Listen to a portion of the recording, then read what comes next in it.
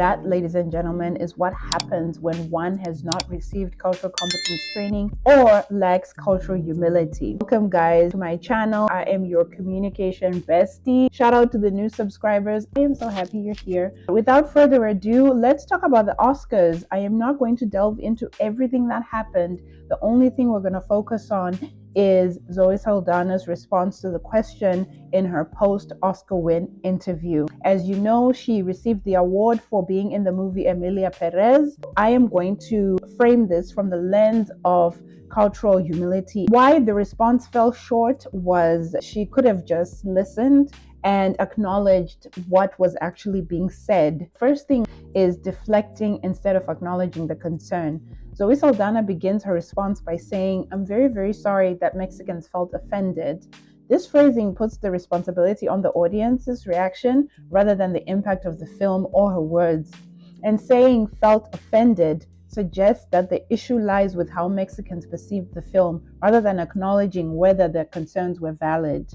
A more culturally competent approach would have been, instead of centering the audience's reaction, she could have said, "I regret that aspects of our portrayal of Mexico may have been harmful or misrepresented the culture. That was never our intention, and I want to better understand these concerns." This shift demonstrates openness to learning rather than positioning herself as right and the audience being overly sensitive. But two, dismissing the cultural significance of the setting. She follows up in the video with, "I don't share your opinion.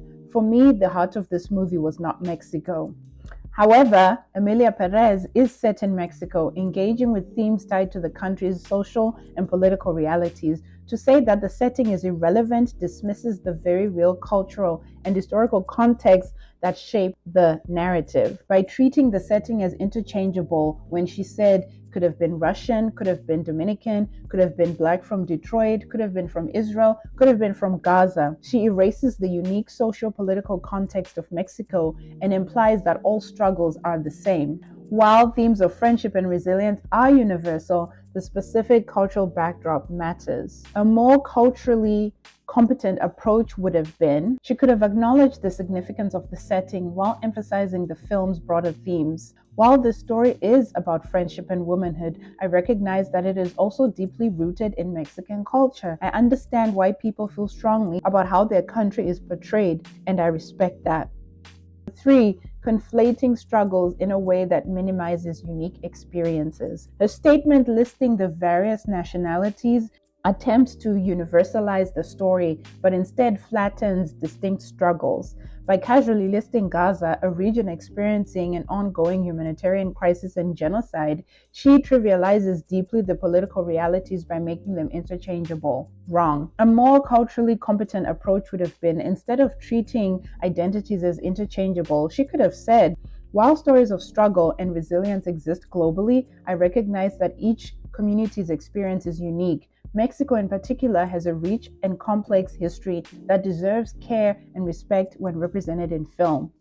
That's all she needed to say. All we can do is teach and help people, know better. And hopefully when they know better, they do better. And in closing, I'm going to share the key takeaways on cultural competence so that we can all be on the same page. First, acknowledge impact, not just intent. Instead of saying, "I'm sorry people felt offended," she should recognize why the response happened and show a willingness to learn. That cultural humility. Number 2, respect the cultural setting. Mexico is not just a backdrop, it shapes the story, and dismissing its significance alienates the audience. Number 3, avoid false equivalencies. Struggles in different places are not interchangeable, and treating them as such diminishes the unique history and identity of each group. And unfortunately, that's exactly what happened in this instance. I hope whoever is a publicist, PR person, can give her some cultural competence training. If not, I'm putting myself available. Anyway, Zoe Saldana had an opportunity to show cultural humility by listening, learning, and responding with care, because that's what you do. If you don't understand something, listen to the person who is presenting it to you and try and see it from their point of view, not just dismissing whatever they're saying because you feel like you're right. That's not how communication works. Instead, in this case, unfortunately, her response came off as dismissive and defensive, and that's why the internet is an uproar. It would have been wonderful to reinforce for her why cultural competence is crucial, especially when it comes to storytelling and public discourse. And I won't even start with the director being from France and not wanting to film in Mexico. I'm out. I hope you all have a good rest of the week. I'll be dropping a new video soon that is going to be on why women need to decenter men. Yes, it is Women's History Month. We are putting women first here. I hope to see you guys in the next one. Bye.